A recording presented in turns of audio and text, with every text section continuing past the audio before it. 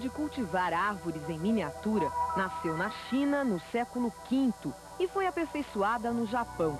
É deste país que vem o nome bonsai, que significa planta em bandeja. No jardim japonês, o bonsai tem lugar de destaque. É que, além de obra de arte, representa o poder do homem de recriar formas e moldar a natureza. A técnica para fazer árvores pequenas não é apreciada só por japoneses. Em Piracicaba, São Paulo, o agrônomo João Haddad, da Escola Luiz de Queiroz, cultiva bonsai desde criança e dá cursos para ensinar a técnica. Esta paineira comum, com 19 anos, foi um dos primeiros bonsais que ele fez.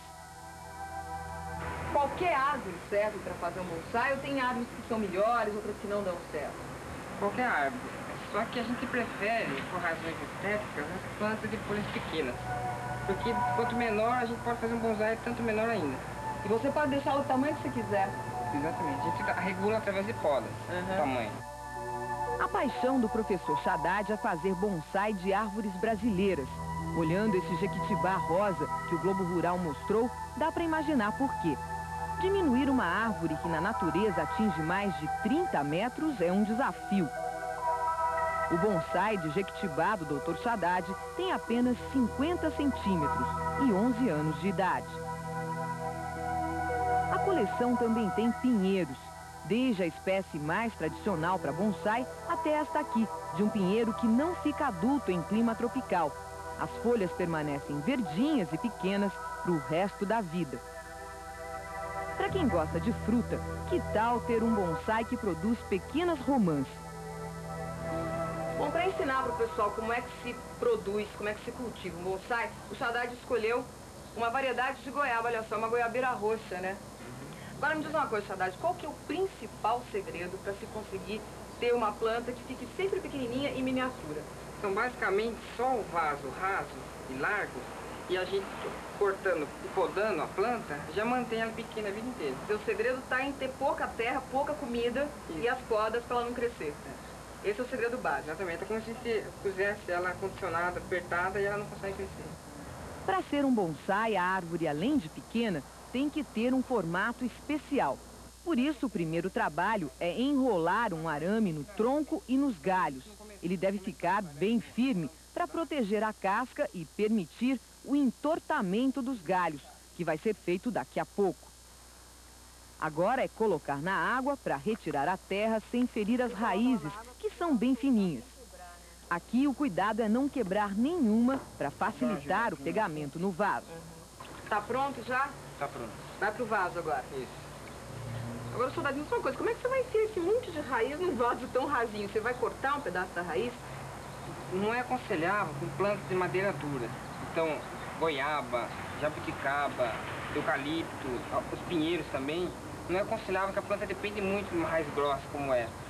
Então, no caso, é preferível a gente entortar com um arame. Então, essa é uma boa dica, né? Planta que naturalmente tem madeira dura, não se corta a raiz porque ela fez. Planta de madeira mole pode cortar. Madeira mole, seria paineiras, picos, essas podem cortar, são resistentes.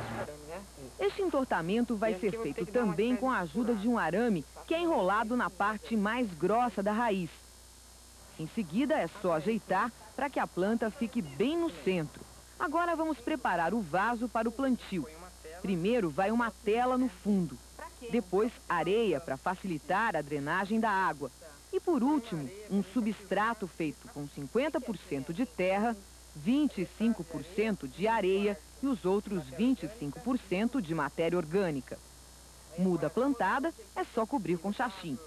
As pedrinhas foram colocadas para ajudar a segurar a planta no vaso. Agora a gente pode começar a modelar a planta.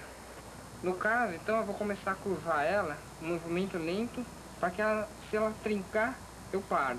Você escuta quando ela estala, né? Exatamente. Este é um trabalho que exige habilidade e paciência, porque se o galho quebrar, estraga o bonsai.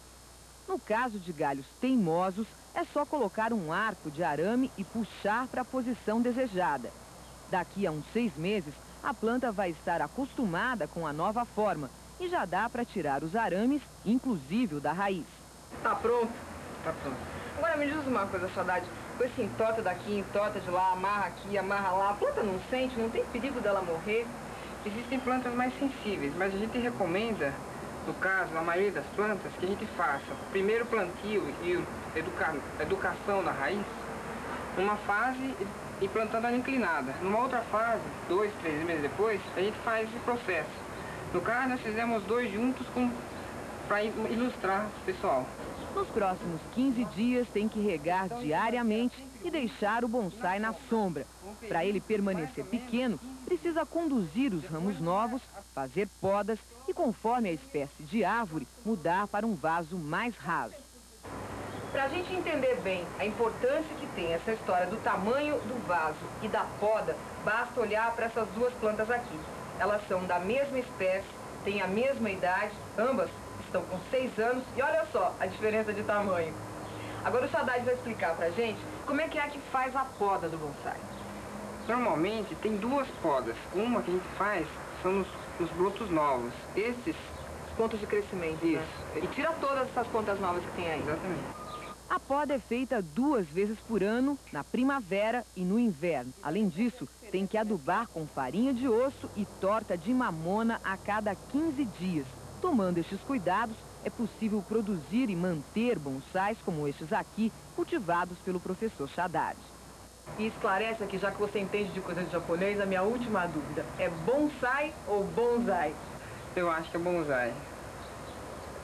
É melhor você perguntar ao japonês. O jeito de falar é bonsai. É negócio de plantar, né? Aquele plantação, que plantação de gente mesmo, plantar galho, aqui se chama bonsai. Bonsai.